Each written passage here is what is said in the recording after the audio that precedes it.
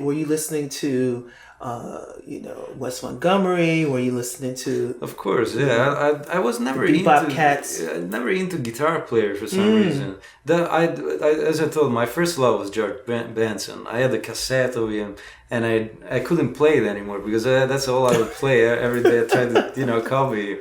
And then at some point, my brother's like, enough with George Benson. So he gave me a CD about Paul and Bird. And it's like, here, learn this. And when I heard that, I'm like, wow, this is great. And from there, that's always the music I loved. And as a guitar player, my favorite guitarists are Charlie Christian, Oscar Moore, and Tiny Grimes. Okay. Yes.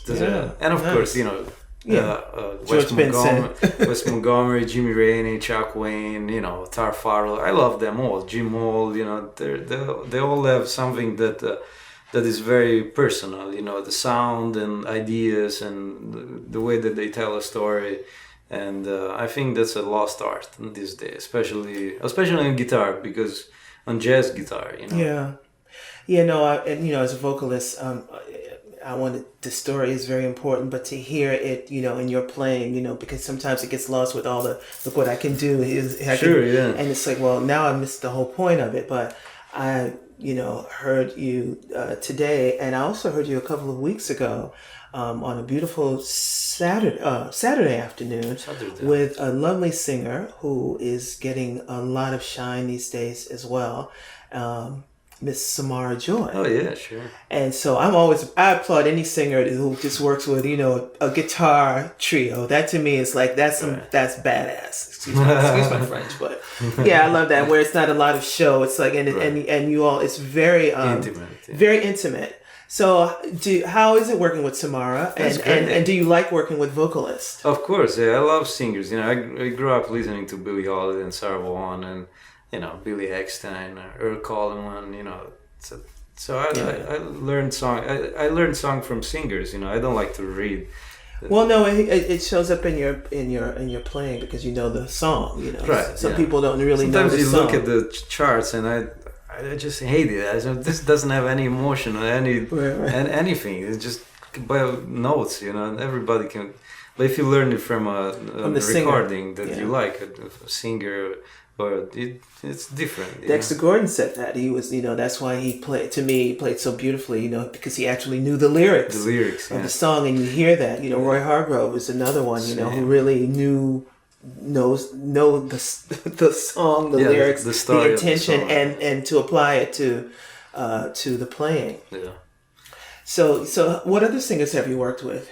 As a singer wants to know. Yeah, well, Yala Balian is one of I know Yala. Yala is, we've been working for 10 years. I know her since I know Ari and Chris. And let's see, what else? I worked with Veronica Swift. So I'd say you're in demand, singers. You're working with some really good singers. So I like singers. Just keeping my eyes and my ears open. I hope to play. Oh yeah, definitely. As things start to open up now, and we were talking earlier about just this last year. We're talking about things opening up. Yeah. Here we are now in June, and things are opening up finally a little bit, I'm happy for my friends who are getting work, but I'm also curious as to how in the last year the music and your approach to music has changed has changed in the last year because of the pandemic and the situation that we found ourselves in, being isolated. Yeah.